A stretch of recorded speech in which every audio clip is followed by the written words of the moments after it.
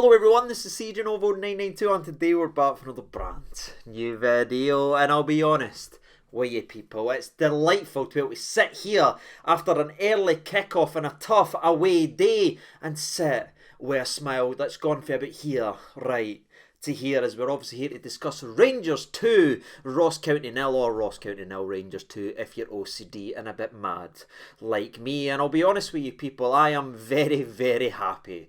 Right now people can try and talk about the opposition, blah blah blah, but that's only ever brought out when Rangers do well, so we'll move on for that quickly. I want to talk about the game. There is so much to talk about, some great goals, great performances, great redemption, so let's strap ourselves in and get on with the video. If you do find yourselves enjoying it anytime, you know what to do by now as we close in on 60k. But people, I can't go on any further in to today's video without mentioning the name James Henry Tavernier, people, because I'll be honest with you, there was a moment round about the 25th minute when he picked that ball up for halfway. He intercepted it, and that's no something I've seen a lot of. But we'll leave it for the new people, because he started to gallop with the football and it started to part like the Red Sea, and he ran and he ran and he ran, then he cut inside, opened the chesticles up and curled it right into the bread basket. I mean, look at what you're seeing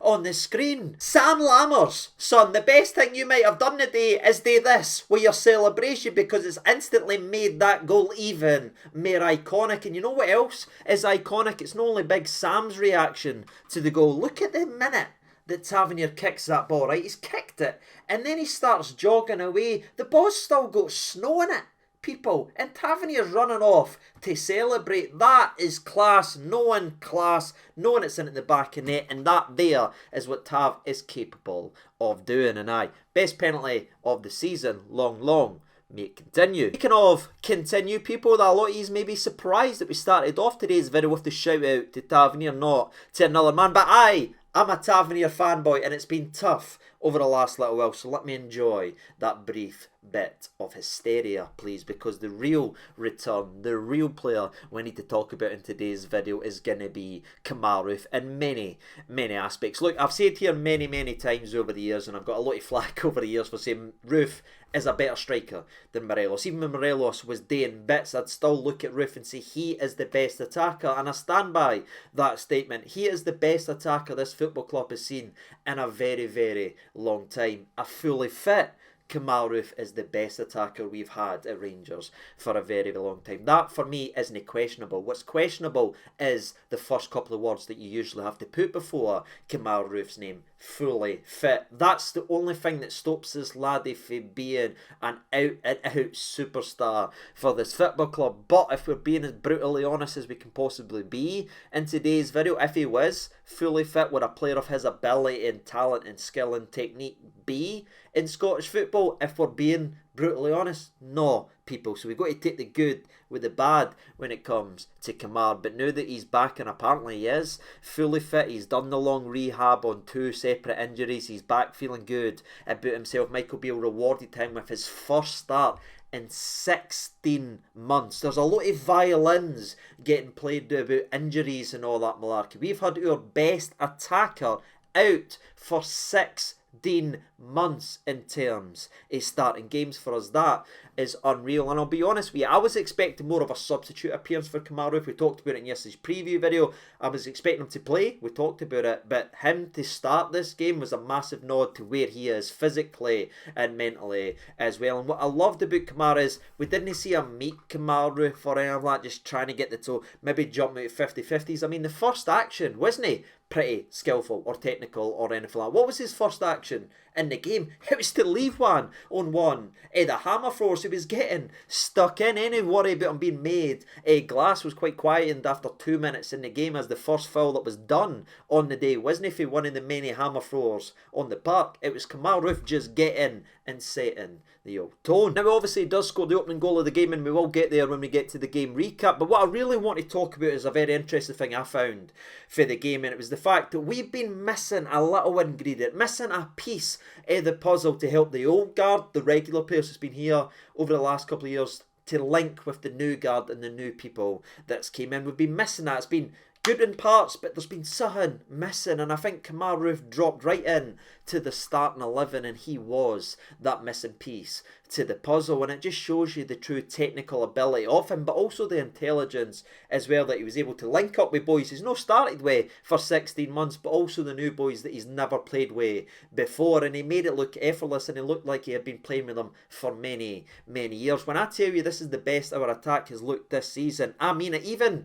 in the spells versus PSV when we had good moments in the game, the best attacking collective unit we've had so far this season involved a guy who hadn't started for 16 months. He was the bridge, he was the missing piece, and I know I've said it many times on the channel, but he is a game changer for Rangers, and I really hope to pray he can stay as fit as long as possible, because when he's fit, this Rangers team truly is as well. And you know, I said on social media when the lineups was done, I was very interested and very excited about the link up of Dessers, Lammers and Roofe, because say what you want about them individually, together they are probably our three most technically gifted players at the club, and that's what we had. We just had skill and guile and a bit is something different, and Ross County, no disrespect to them, had absolutely no clue how to deal with them. They tried to be physical, they embarrassed them. They tried to absolutely nail people, maybe even stand off, but then they were getting embarrassed that way because they were getting twisted and turned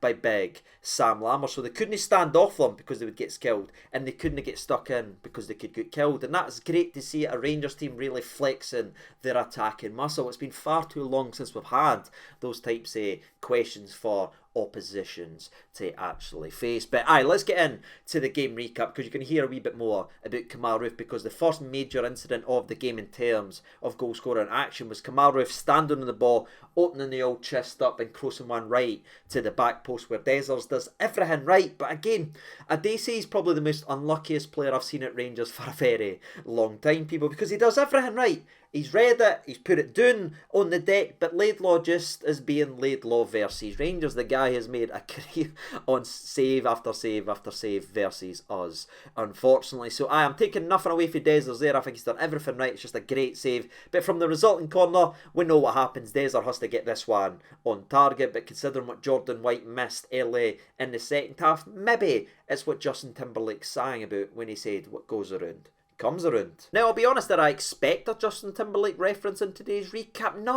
No, I didn't, people, but it's out there now. We've all heard it. Let's continue with the actual video, because I'm going to skip over a little bit from the first half and get to some Barisic things, because we will speak about him in detail, because I feel like he needs it. But he hitting a couple of delicious corners, one of them already being what Dessers hit him over the bar, so he was already owed a goal in this game, but he gets it a couple minutes later as he whips in another dynamite ball to the back post, and Kemar Roofe again showing he's no meek and he's no weak and he's no scared to get the physical contact.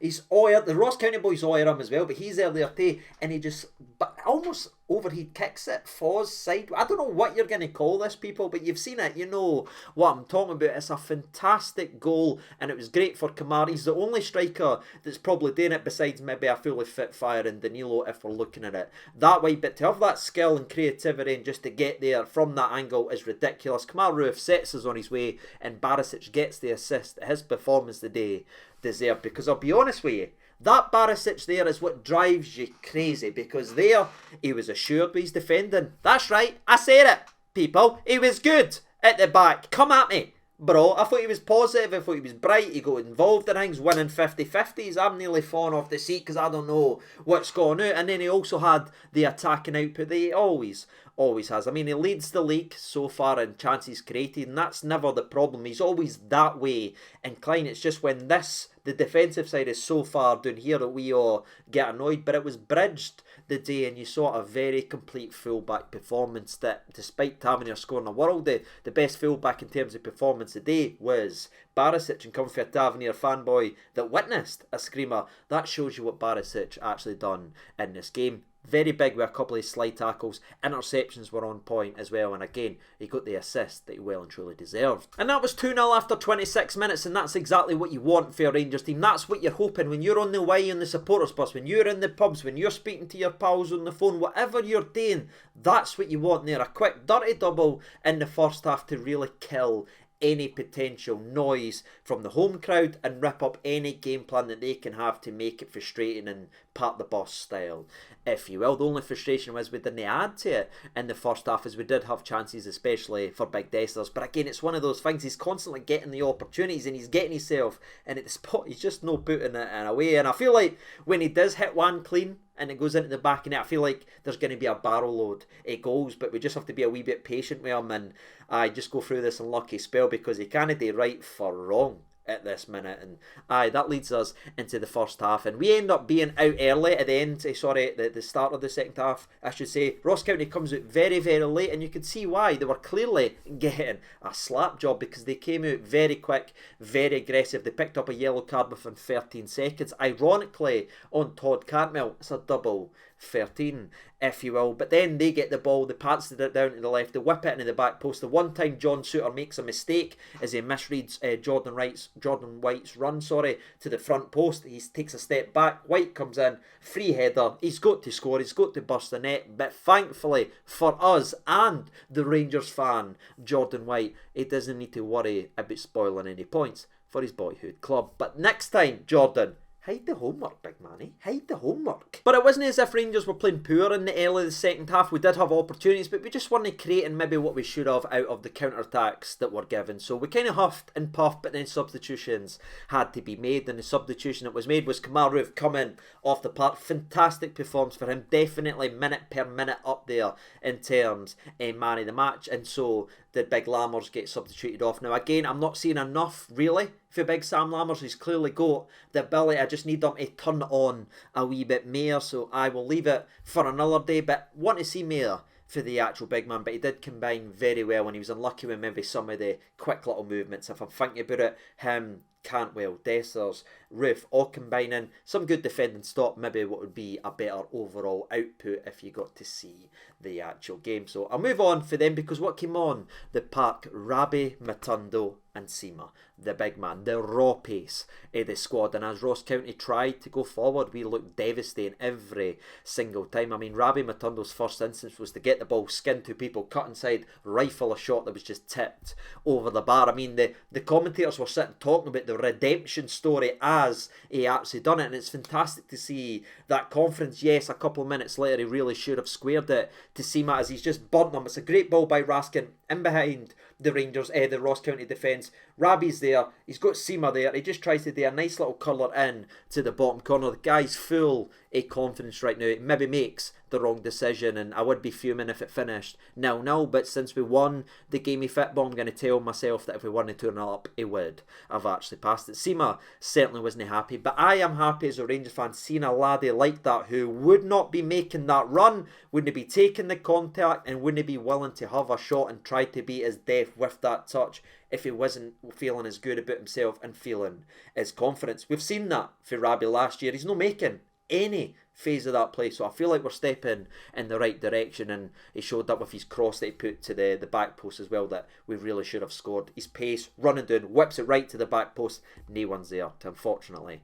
tap in. But very, very impressed with Rabi, and he must be knocking on the door for that game versus PSV. But we need to speak about Barisic, because not only did he put in a delicious ball for Sima that he done really well with a big boy header, we talked about that in the player profile video, he's really good in the air, does brilliant to get it on target. It's just another good save by Laidlaw. It could and probably should have been free if we were against any other goalkeeper that isn't playing against Rangers. But it should have been free, but it was nearly 2-1 in a weird moment for the referee, who in my opinion, despite us winning the game quite comfortably, I thought was absolutely horrendous, if I'm honest. I feel like every big decision or any decision he got wrong, because there's a weird moment where Barisic gets wiped out from behind. It's the most obvious foul I've ever seen in my life, but they play zone, and for that phase they play, they pass it down to the side, and it forces a ridiculous world-class save for Jack Butland. And I'm going, what a save that is!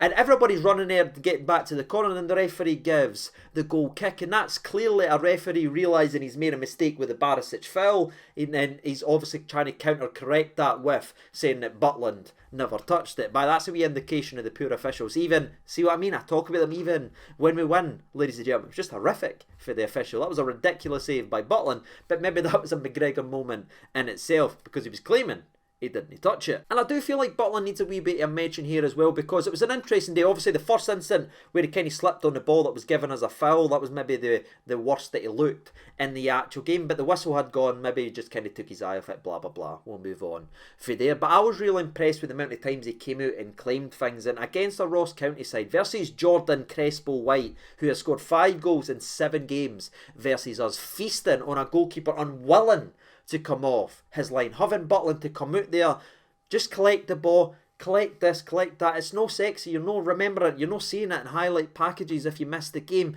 but that is differences, and that's what Jack Butland actually brings you. Yes, he kind of flapped at a corner late on, but I'll tell you, son, I'm actually glad that he did come out, because any other time that's a Ross County guy getting to watch that on his head and he's putting it in to the back of net or putting a free shot on goal if you want. But Jack Butland's came out so hanging and flapped right in front of him. You see the Ross County guy, he kind of flinches and doesn't get his head on it. So even when Butland is not coming out and actually making contact, the fact that he is throwing himself at things for corners is giving opposition no time to sit and watch a ball onto their heads. That might be the maddest take you've heard for when Butland flapped at that corner. Bank, he's done the right thing, because if he doesn't come for it, the boy's watching that right on his noggin, and we might be looking at the last 5 minutes of the game, it's sitting 2-1. So Butland was excellent as well, as is the last man that I want to talk about by the name of John Lundstrom.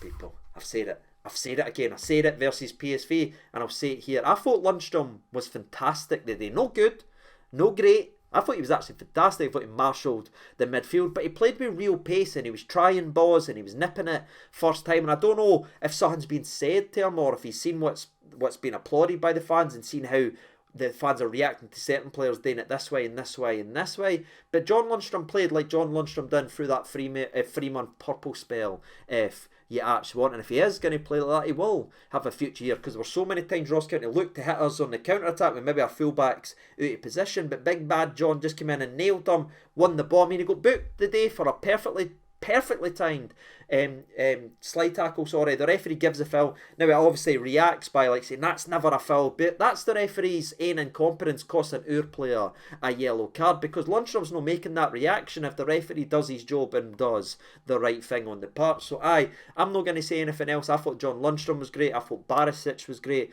and I thought Kemar Roofe was great, as was Big Suter, and that's where I am. That's very difficult for me to pick a man of the match. I'd maybe take Roofe out of it because he didn't play the full game. You're maybe looking at Suter, Lunny and Barisic. But I'd actually give it to Barisic. I've been very critical of him over the last little while. Rightly so, I didn't take anything back. All I can do is react to the performances I see. But I'll give him the man of match of the day, maybe over the likes of Lunny or Big John Suter. What about you? I'd love to know your thoughts and opinions on this game. Who stood out to you? What are you thinking ahead at PSV? And do you see what Michael Beale is now building? And for me, I was very, very, very happy with what I saw in terms of the performance. I would like to see more of Danilo, by the way, but we'll leave that for another time. Maybe a Danilo instead of Sam Lammers in there might be cooking something a wee bit special to play alongside Dessers and Roofe. That there gets me a wee bit excited, but we'll leave that for another day. What's your thoughts and opinions on the game of football? And as always, I will see you when it comes to European Day, or I'll be seeing you sooner when someone is officially announced to be live in the football club. But until then, I've been CJ92. Thank you so much for watching. All the best, and bye-bye.